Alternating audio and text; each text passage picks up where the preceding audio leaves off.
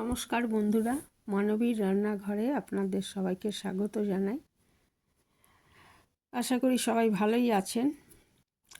শীত তো প্রায় যাব করছে, তো শীতে এই পকোড়া খেতে আর স্যুপ খেতে খুব ভালো লাগে। তো স্যুপের কয়েকটা রেসিপি আমি শেয়ার করেছি, অ্যান্ড পকোড়ার রেসিপি বেশি করিনি। এর আগে একটা করেছিলাম, আজকে আমি এক ধরনের পকোড়ার রেসিপি শেয়ার করব।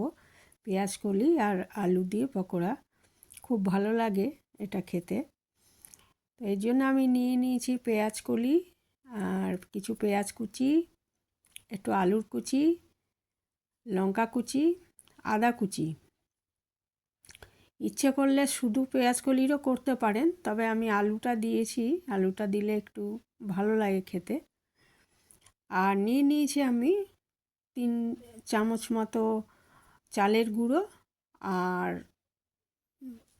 3-4 চামচ বেসন।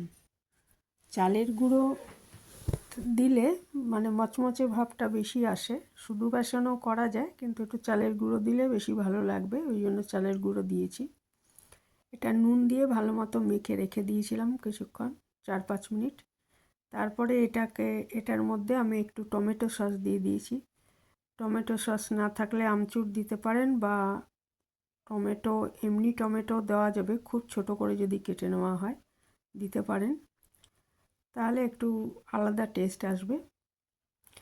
তারপরে ওটা মেখে রেখে দিয়েছিলাম 2-3 মিনিট। তারপরে একটা ননস্টিক কড়াইতে আমি সাদা তেলেই ভাজছি, ইচ্ছে করলে সর্ষের তেলে ভাজতে পারেন। সাদা তেলটা কম টানে, মানে ভাজাটা করতে গেলে তেলটা বেশি টেনে নেয় সর্ষের তেলে, ওই জন্য সাদা তেলে করছি। তো সর্ষের তেলে খুব ভালো লাগে খেতে পকোড়াটা। তো এটাও ভালো হয়েছিল, খুব সাদা তেলেই করেছি আমি।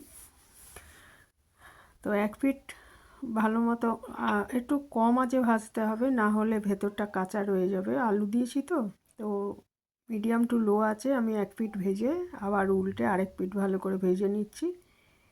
এই 2 ক্ষেপে আমি ভেজেছি পকোড়াটা, আর বাকিটা আর কি আরেক ক্ষেপে ভাজবো।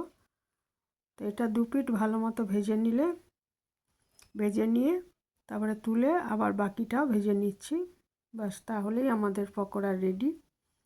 সসের সাথে খেতে পারেন, বা চায়ের সাথে তো খুব ভালো লাগে খেতে, চা বা কফির সাথে খেতে খুব ভালো লাগে। সন্ধ্যাবেলার খেতে খুবই, শীতের সন্ধ্যায় খেতে খুবই ভালো লাগে এরকম পকোড়া যদি থাকে, সাথে মশলা চা অথবা কফি।